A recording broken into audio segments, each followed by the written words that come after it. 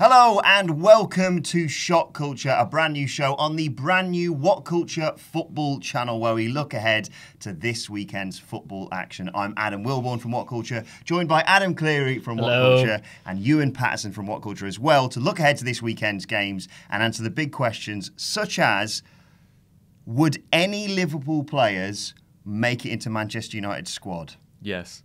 Well, before we should clarify here, Ewan, you should declare your bias. I have a little bit of a bias here. I'm a Liverpool fan, so a lot riding on this match. Do you want to present your case for who would get in that Man United team? And yeah, why? I'm gonna kind of posit 3 players possibly. Three. Well, no, I want to make this as a slight caveat that the way you've been drinking. Well, that possibly, but also the fact that Liverpool play a very different style of football to Man U, and if Man U were to ape that kind of similar style, then there would be a win case less games. Well, okay, the banter's begun already. But yeah, okay, I'll start with the obvious one. Phil Coutinho. Yeah. Definitely. Why? Because he's a brilliant passer of the ball, brilliant vision. He's just got those little moments of magic in him, and I don't see that in Man United all the time. Like, I feel like Coutinho is just he's a talisman for the side, and he's a fantastic midfield player. Yeah, I think it's fair enough. I think sometimes Man United can be accused of just sort of wearing teams down, whereas, I mean, we saw even in the match a couple of weekends ago against Newcastle, he can just have a moment of genius that you can't really defend He really against. knows how to pick apart defences, and he's really good on the ball. Is that a Mourinho player, though? No, and that's the thing I want to get to, is that the other player I was going to posit was Roberto Firmino, and obviously he's not an out-and-out striker and he's not a Mourinho player. If we're going to approach the question as in who would get into a Mourinho team, then I'd probably say that it would just be Coutinho and Mane because they're very good.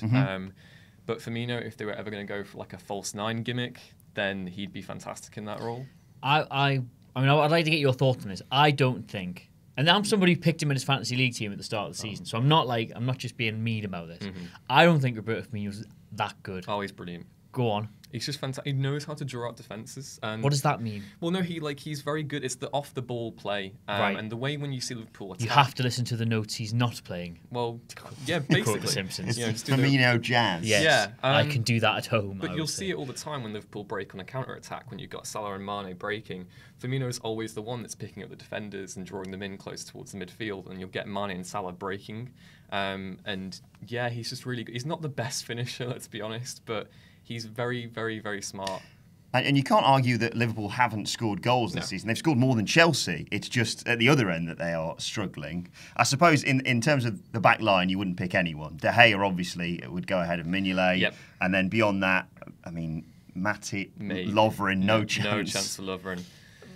Klein. I was going to say Klein, maybe. Maybe, but... He's not as great going forward. He's really solid defensively, but he's not got that kind of creative threat that you'd seen like Valencia or any of the other Man United fullbacks. So yeah, I don't see anyone from our amazing, impeccable defence getting into that starting 11. Now, looking forward to the actual game, Liverpool versus Man United is the early kick-off this Saturday. Ewan, how confident are you going into it? Because it's the old cliche of the form book goes out the window, but even so, United haven't lost so far this season, look incredible going forward, and as we just mentioned, Liverpool struggling a lot at the back. Yeah, I'm not... It would be silly to say that I'm really confident because I'm not confident. I'm a little bit apprehensive, but at the same time, Mourinho's sides, they don't always set out to win when they come up against like top teams. A lot of the times they'll set up and try and eke out a draw. And again with Lukaku, I don't think he has the best record against us. I'm counting on that to like completely eat my words on Saturday.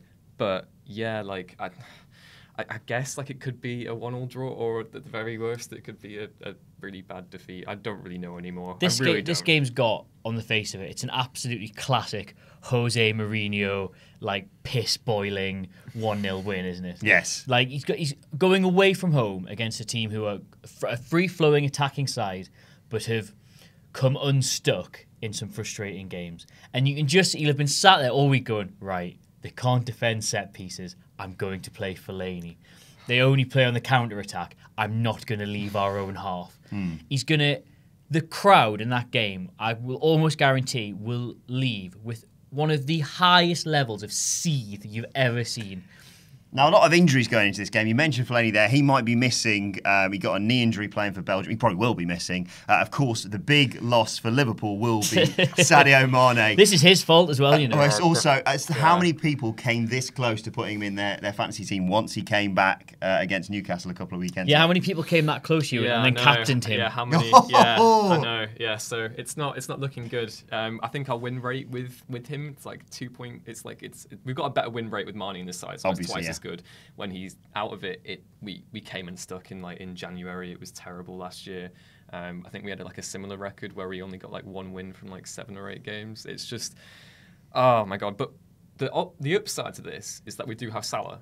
And what I see happening in this game is that Coutinho goes into the front three, we put Chan into the midfield, and Salah will play on the right as he always does. Mm-hmm. Do you not think a player like Mane and the impact his absences have really does sort of reflect what I was saying before about Firmino? I appreciate that if you watch him week in, week out, which I don't, you'll see little bits of movement and little subtle things to his game which really do mark him out as a quality player. But when you compare him to someone like Mane, who does nothing subtly, he'll beat 3 men and score a goal or get an assist. Everything he does is direct and quantifiable.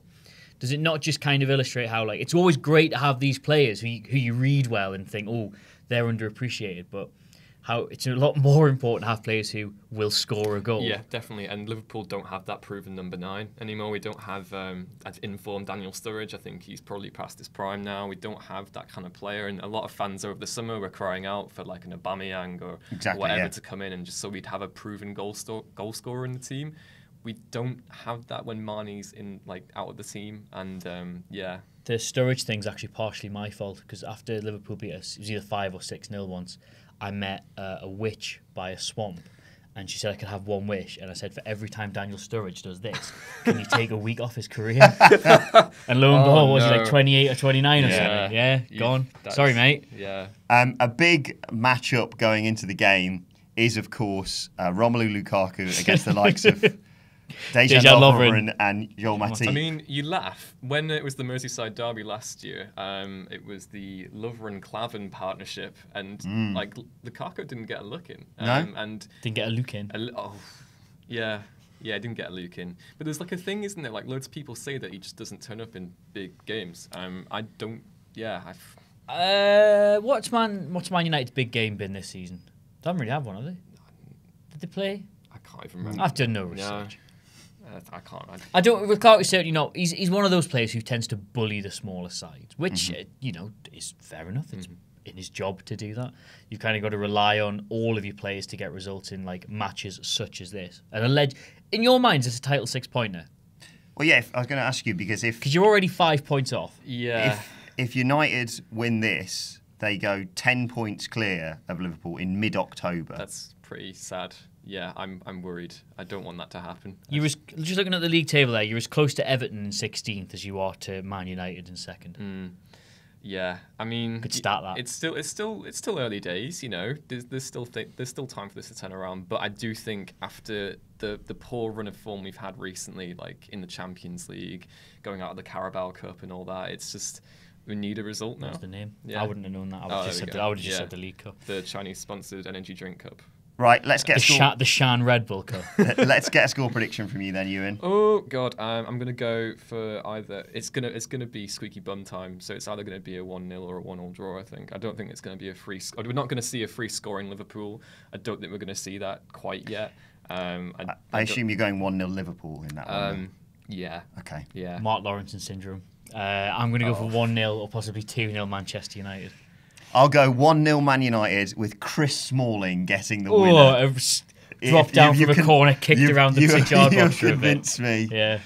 Next up, the team who are top of the Premier League, Manchester City against Stoke City, Saturday 3 p.m. kickoff. This is very interesting because Stoke haven't been playing that well, but against the big sides, they really have turned up. Is this potentially where City slip up? Absolutely not. No. I will say this every single week we do these roundups. Manchester City are going to dry bum this league, no matter who gets in their way. And Stoke, not a chance. I mean, I watched them play Newcastle, and they're very much a team now that have got a lot of very good players, a lot of quality players, but have absolutely no idea how to play with them. Mark Hughes has just clearly come in with this mantra of, I'm going to buy players of this type. And now it's like, well, I've got them. I have no idea what it is I'm going to do with them. I'll just put them all in the side, and hopefully, against the majority of teams in the league, 1 or 2 players will just take it upon themselves to beat them single-handedly. How many matches is Berahino gone without a goal now? Like, he's Don't need to. He's got Hesse and Shaqiri and all that lot. Yeah.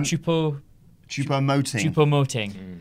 They beat Arsenal. They drew with Man United, but as I mentioned before, they've struggled against the lesser sides of the league. But we saw like Man City. Yeah, we saw Man City when they played against Chelsea a couple of weekends ago, dominate a team who are champions. I'm inclined to agree. I just wanted to sort of mix it up a little bit. But do you think? I mean, they've scored 22 goals in 7 league games. Dry bum the league. Yeah. I'm clutching at straws, I realise. But De Bruyne is a slight doubt with a hamstring problem. They've already obviously got Aguero and Benjamin Mendy missing. Fabian Delph might not play. Is that going to affect the result whatsoever? Because they've got so many good attacking players. It won't at all. The midfield's totally sorted in there. You got Bernardo Silva. Yeah, there's got Bernardo Silva to come in. He's been kept out of that team like after his big money move, and that is completely bizarre to me as well. Like, but yeah, they've got plenty of strength and depth. Maybe not in the full-back position. If Delph is out, that's probably a slight concern for them. But yeah. Has Fabian Delph cost Manchester City? Joe Allen will probably, of course, be missing for Stoke after getting injured for Wales. But that was a hilarious injury. Sorry, I don't mean to say that. There's no such thing as a hilarious injury, obviously. But he just kind of like ran into somebody and then just fell over. And then the physio came on and went, "Oh, you're getting up?" And he just went, "Nah, mate. No, I'm going off, actually." Poor Joe. They do have Stoke in Peter Crouch, a Guinness World Record holder. Right. For most headed goals in the Premier League. I think it's because the new book's just come out. That's why he's only just been given the title. Could he pose a threat? I mean, well, yeah. It's Peter Crouch. If you put enough crosses into the box, you'll win some headers, I'm sure. Hey, you might even score a goal. Who cares? Who cares if it's 5-1 or 5-0? It doesn't really matter. Adam, what are you going for? What's your score? I'm going to go for 3-0 Manchester City. Okay. Ewan? I'm going to go for 4-0 Man City. Go on. I'll go... Go on. 3-1. Oh, we're cowards. We're cowards. With a goal from Peter Crouch. Speaking of scoring goals, Crystal Palace against Chelsea. Seamlessly. Roy Hodgson. Yeah. Will Crystal Palace finally score this weekend? No. No. No? No. They've conceded 17. No. Right. So every week we do this. I print out the league table for us to have a look at. And last week... 2 weeks ago, I should say, it cut off Crystal Palace at the bottom, and I thought that was fine. You know what? We don't need to know that because all the stats were played 6, lost 6, scored 0, and conceded. I think 13, wasn't it? Something like that. And now they've conceded 17, still scored 0. Do you know what's remarkable about Crystal Palace? Right, if you look at that thing, let's say Leicester and Swansea won't both win. Right, they are going to come out of this run of form. Eventually they're going to win. Eventually they're going to score a goal. I've got no doubt that they'll pick up under Hodgson a bit. They could potentially come out of the worst, being statistically the worst team at the start of a football season ever, and there could be 2 wins off safety. Like people are like, oh, they've got to go on Champions League form now. No, they don't. They just need to win 2 more games than either Leicester or Swansea do. Like it's not beyond. Like look at how good their team is as well compared to like Swansea. Well, yeah, I think people have argued like, oh well, like you say, when they go on this run and they've got these big teams to play, then they're screwed. They're not, and it's a great opportunity for Woy to come in, work out what his best 11 is under zero pressure. Yes, there's pressure because the fans want to score a goal. That would be handy. And win a game preferably, but there's no pressure in terms of like, well, we don't expect to go up against the likes of Man United, Man City, Chelsea, and get anything. Banter results have been at a premium this season, and Crystal Palace are they at home? Crystal Palace turning Chelsea over. Could be the banter result this season is sorely lacked. That'd be the best thing of the weekend if that happened. Well, you know, Morata, there was a lot of talk going into the international break and sort of coming out of it a little bit with this hamstring injury. He Instagrammed earlier on this week, I've done my research, that he was having a coffee before training. No coffee in the photo. Have your notes corrected themselves from Morata to more? Yeah, I realised that. They thought it was going to be 8 weeks, this hamstring injury. It doesn't seem like it. So he could start this game. Do you risk him against Crystal Palace? Absolutely not. No. Absolutely not. not you let Batshuayi play, score 2 goals, and then tell him to shut up every time he has to come on for the next 3 weeks? Sacco in, he's going to snap him. Exactly. And Chelsea got Roma midweek as well. So that could be another thing that's an issue going into this game.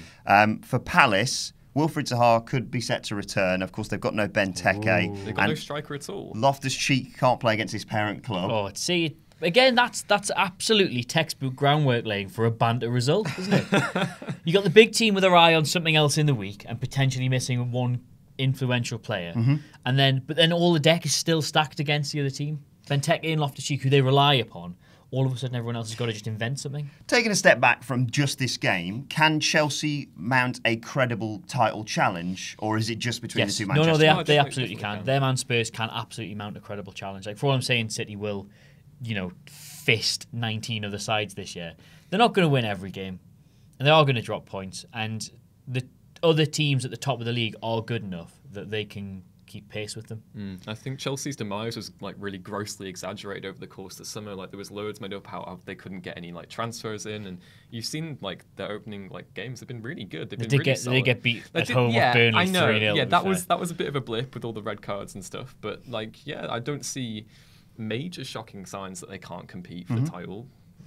So with that in mind, I'm going to go Crystal Palace 1. They are going to score. Chelsea 3. Ewan? Oh, yeah, go on. Yeah, that seems respectable. I'd actually love that. I would love them. I would love them to score in the 0-0, 75th minute, Palace score, and then still lose 3-1. I'd love that. Oh, God. Will Palace win before Christmas? Yes. Okay. And then they'll bring in Carlton Cole in January. And They've got there's 10 more games until Christmas. Of course they'll win. Okay. Tottenham against Bournemouth, another Saturday 3 o'clock kickoff. Can another record be broken here? Spurs' first league win at Wembley. They've had 3 games there without winning. Surely, you're playing the team that are 19th in the Premier League. Surely this is the time, with the form that Kane's in especially, that they break that hoodoo. Yes. Next question. 13 Bournemouth goals. have been bad this season. Really bad. Is Eddie Howe under threat? No, he's not, because I think the way Bournemouth have got themselves set up, they're fully prepared. They've never thrown money about, and I think I've read some stat, I'm sure I brought this up the last time, that of all the players they've bought since they came back up, only 2 of them have been from outside Britain. They are financially set up that they can enjoy a season in mid-table in the Premier League, or enjoy a season flirting with relegation, or enjoy a season in the Championship. It's disappointing for their fans, but I think they're almost dead certain to go down this year, purely because it doesn't suit their interests to spend the money required to stay up. Ewan, we spoke about Chelsea. Tottenham travel to Real Madrid on Tuesday. Will they have an eye on that game? Yes, definitely. I think so. They want to be successful in Champions League, and they've not really had that much success in the competition for a while now. And I want to see them challenge for both things, because Tottenham are a really exciting team to watch. They're probably the best team to watch in the league. The hurricane's blowing. I think Harry Kane will score. 13 goals in September for club and country, doing fantastically well. As we said, Bournemouth not doing well. They need to score more. Callum Wilson scored twice for the under-21s earlier on this week. He could come back. I didn't realise Callum Wilson was that young. Oh, wow. I think he's one of those. They just but even still, I mean, Stephen Taylor was still playing for the under-21s when he was about 27. So he might have been a mental age. Score prediction. We'll start with you and Tottenham, Bournemouth. I'm going to go 3-0. 2-0, and a very respectable account of themselves Bournemouth will make. I'll go 3-1, considering. Because it's the most common scoreline in football prediction is history. It? I'll go for that. You know what the most common scoreline in football is? What? It's awful, this. 1-1. Oh, we'll be getting to them, I'm sure, later on. And there's 5. Oh, God, I've seen that on the page. Yeah. Watford against Arsenal is the late kick-off on Saturday. A must-win for Arsenal this, surely, if they're going to be considered title contenders, top 4 contenders. Before we start, I would just like to apologise to Watford and all of their players, staff and fans, because I tipped them for relegation at the start of the season. Wow. For no other reason than it just felt about time. When you look at who's going down, you think, who's been in the Premier League for 2 or 3 years and they're not good, you know what I mean, but they've just been around. Watford, they'll be going down this year. But no, they've bought really well. They seem really solid as a team. They've got fight, they've got goals, they can defend. Yeah, they'll be solidly mid-table, barring a massive disaster. Arsenal have won 6 of 7 in all competitions in September. The only draw that was against Chelsea. So they've put a run of form together. Arsenal do this. Didn't they beat Chelsea? No, it was a draw, was it? Draw. Yeah. Arsenal do this. They have one catastrophic result, right, that sends... We all have a good laugh at the internet and the reactions to it. We all have a good laugh at Arsenal Fan TV. We'll have a good laugh at Arsene Wenger. We all have a good laugh at the club in general. And then, before you realise it, they've won the 10 games since. Because they got... What was it? It was Liverpool, wasn't it? Yeah, What was the score? 4-0. Yeah. 4-0. And we looked at that and thought, well, that's it. They're finished this year. And now, look where they are. It was the same case last season as well when they we nearly got taken out of the Champions League positions because they had like a massive resurgence. Yeah. Close They do to what that? I want them to do badly because so far they're the only solace I have as a Liverpool fan of another like top 6 team just getting severely bantered off each week. Is it always February? That's the Arsenal month. That's the Arsenal month. Think of when Arsenal implode, they just do it in, like, they set the bar for like meltdowns and implosions. No other club can live up to what Arsenal do when they do it badly, but it seems it's so noisy when it happens. It's so extravagant when they have these meltdowns that you think they're more frequent than they are. Yeah. They only have 2 a season. Like, they'll have that awful result at the start. They'll get a really long string of solid results together.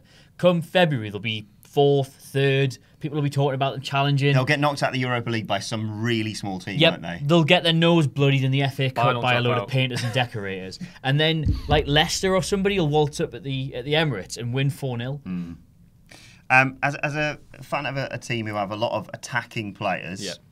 would you, if you're an Arsenal manager with Ozil coming back, do you bring him in or do you stick with the front 3 they had against Brighton, Iwobi, Sanchez and Lacazette? Because they look great going forward. Yeah, I think Ozil's been getting a bit of an unfair rap recently. Like, people say he's just really like lazy. I've noticed this a lot. Like, Arsenal fans just aren't at all content with the way he puts in. Maybe his work ethic off the ball isn't that great, but that's not the player that Ozil is. And I think if you leave him out the side, then what is that saying? He's a fantastic player. And yeah. Problem they've got is they're playing that new daft 3 at the back. Yeah. I don't even quite know what the name for it is. They're playing that system, and the way it works is everybody has to graft, which is why Iwobi looks so good in it. Yeah. Because he's certainly not the most technically gifted player Arsenal had. He's not the most skillful. He's not a Sanchez, but he works really hard. It seems like Kolasinac. Like, he's not a brilliant. particularly great defender, but he can move. Yeah. No, I really Try like. not to swear on this channel. He can flip and shift. Yeah. So he looks like perfect for that system, and as a result, he looks really good in games. Now, we mentioned Watford as the surprise package of this season. They've had 7 different scorers. You say that, but they are mere 2 points ahead of Rafa's Tricky Mags, who have just come up. Well, we'll get to them, don't worry. They've got 7 different scorers. Richarlison, Capoue, Decore as well. I could mention a lot more, obviously. They're the sort of top scorers. You could for mention them. others, but you haven't written any more No, down, I think have you? that's the limit. Do they spring a surprise here against Arsenal, or do Arsenal sort of grind out maybe like a 2-1 here? I think this is a draw, personally. I do think this is a draw. Yeah, I totally agree. I think Watford is a side that everyone seems to underestimate. And Arsenal, they're pretty prone to underestimating small teams. So, yeah. It'd be one of those ones where half an hour in, you check the score on your phone and Watford are 2-0 up because Arsenal haven't turned up yet. It could be one of those. You've got to remember as well that I know Czech will play, but Sanchez is probably going to start a fight with Ospina on the bus to the game. Have we all seen this? No. Chile didn't go to the World Cup because David Ospina didn't realise what an indirect free kick was. So, I can't remember what team it was, had an indirect free kick against whatever Colombia David Ospina plays for. He had a shot, which is a foul, right? But David Ospina tried to save it, thus touching the ball, and it went in. If he'd left it and let it go in the net, it's a foul, and they had a free kick. But because he touched it on its way in, that meant it was a goal, which meant Chile then would drop below. Drop below Argentina and So Peru. Alexis Sanchez isn't going to the World Cup because David Ospina had a poo with all his clothes on. Let's get a score. You said draws, but I need score predictions. 1-1. 2-2. I'll go 2-1 Arsenal. Right, We should the have to rattle through these. final couple of Saturday games at 3 o'clock. Burnley, West Ham. Burnley doing boy. fantastically well. Yeah. They've already got more points than they got entirety of last season. They're unbeaten in 5 games. They've played Chelsea, Liverpool, Spurs, and Everton in those 5 games. Could they snatch a European spot? This game is both comprised of 2 teams whose bubbles and fortunes are about to burst and reverse in that order. Like, West Ham are a much better side than they've been looking like they are, and Burnley are a much worse side than they're looking like they are. So I think that's probably on the Pool's coupon a home win, but it would not surprise me if it was an away win. I'm going to say 2-1 West Ham. I wanted to very quickly get your thoughts on big man, little man, Carroll and Hernandez. You've talked about this in the office so much. You really want to see that, don't you? Roll back the years. I know they do play occasionally together, but that classic combination of like Niall Quinn and Kevin Phillips. Is that what you want to... I was thinking of Shearer and Bellamy, but all right, we'll go with that. Okay. Oh, good old Bellamy. Your thoughts on... Owen and Heskey for you. There we go. Yeah. No, West Ham, I watched the Tottenham game, which was really fiery, and Hernandez looked good. And then, it's difficult. It's a difficult one to gauge because they've been so bad to kick off the season, and they expect more. And I think you're probably right with the whole role reversal kind of switching here, because West Ham have all the talent in that team to actually get something out of this season, and it's not happening. So yeah, you looked at their signings in the summer: Hart, Zabaleta, Arnautovic, and you were like, these lads could do something. And then for about first month and a half, you thought. No. I'm sorry. That's what you only thought. Facebook dads looked at those signings and thought they'd made good buys. Oh, Joe Hart, steely British Lion. Oh, Zabaleta, I've heard of him. They just bought loads of high. They basically spent like Newcastle used to spend in 2006. Just spending loads of money on high reputation players who do not want to play for that football club. Right, score predictions. I'm going to go 2-2. I'm going to go 2-1 West Ham. I'm going to go 2-1 West Ham. Swansea versus Huddersfield, Saturday 3 o'clock. Must win, surely, for Swansea. It's must win for both. It's must win for both teams. But these are the sort of games that if Swansea are going to survive, they have to. It's a newly promoted side. They've lost all 3 home league games so far. I know Huddersfield are 11th, but they are a newly promoted side that don't have a lot beyond their own sort of determination and togetherness. There's not a lot of quality. They've spent well, don't get me wrong, they've improved their side, but there's not a lot of match winners in there. And I know they're 11th now, but they're winless in 4 or 5 games. 5. They're going to start slowly dropping down the table, and when it comes to the end of the season, getting a win at Swansea way back in October could be the kind of thing that keeps them up. It's one of the easiest away games they're going to have all season, simply because Swansea are in the bottom 3. They have to win that. They can't just keep waiting. Oh, we'll pick up points next week. We'll pick up point next week. It's fine. We're 11th. We're 12th. We're 14th. We're 16th. They have to. When they suddenly look at the fixtures and they go, we're playing the top six. This is one of those. This is one of these games they'll wish they had coming up later in the season, and they won't. They need to win it now. Yeah, no, I totally agree. 0-0. Oh wow. Yeah, no, I totally agree because Huddersfield, I don't know if you watched the Championship playoffs. That was really amazing. I wiped my hands of the Championship by that point. Well, didn't they score 0 goals? Yeah, Danny Ward. Oh wait, no, I got massive retweet numbers off this because Huddersfield have just got in the Premier League, and in the playoffs they scored 0 goals, and in the league they had a goal difference of +3 or something. No, and they got negative goal difference. I got loads of just dry lads in my mentions be like, well, their first game with Sheffield Wednesday was 1-1. I was like, yes, but it was an own goal. Well, who scored it then? Technically, some guy said, oh, who scored that then? Shamrock Bloody Rovers. And I replied going, no, Sheffield Wednesday. I'll go for the classic. What was it you say? 1-1. 1-1. I'll go 1-1 in this then. What are you going for, Ewan? Yeah, I see that as a draw as well. I can't really. The form's just so difficult to gauge with these two sides. So yeah, 1-1. Let's move on to the games on Sunday. The early game. Let's. Brighton against Everton. This sounds like a super I've literally Sunday. just copy and pasted my notes from the last Everton game. High Huge pressure on Ronald Koeman. 140 million spent. It's now 2 wins in 7 league games for Everton. It's almost like he shouldn't have overspent in the number 10 position or something, maybe. It's almost like he shouldn't have bought 3 players for a system he doesn't play. Oh, that too, yeah. Brighton home win. They have to win their home games. This is another one. Brighton are going to find themselves in trouble come the end of the season, and they'll wish they had an Everton in crisis coming to their instead of they might have Chelsea or a team who are flying. You know what I mean? This is another one where you look at it and think, right, they're reeling, they're all over the place, they can be got at, and they can be beaten. You have to beat them. If Brighton win this, how close is Ronald Koeman to the door? Oh, very close. Out of it, I think, at this point. He's gone? Yeah, I mean, they could drop, just looking at the league, they could drop into the relegation zone. Wow. Very easily could drop into the relegation Everton's zone. the majority shareholder. They're really ambitious now, and obviously that's good for Liverpool, the city as a whole. Slightly frustrating for me as a Liverpool fan, but yeah, Everton need to actually get something out of this. I just think it's so hilarious how Nias, the player that Koeman kind of wrote off as soon as he got in, so they get to go away if he wanted to get game time, has actually come to his rescue and. yeah, if they don't win, I don't see how his position is tenable anymore. With that in mind, what do you think the score's going to be? 1-0 Brighton. Actually, it's a must-win for Brighton, but this is one of those games where, when you're a newly promoted side, you go, "Ooh, we're playing this Premier League team who are all over the place at the minute. Right, we'll roll with sleeves up and we'll get at them," and then you just get slapped back down. Even though I don't think Everton will play well, but I could see that being the kind of place where they go and nick a result. Let's 1-1. I'm going to go 2-0 Everton. Boom! Bold.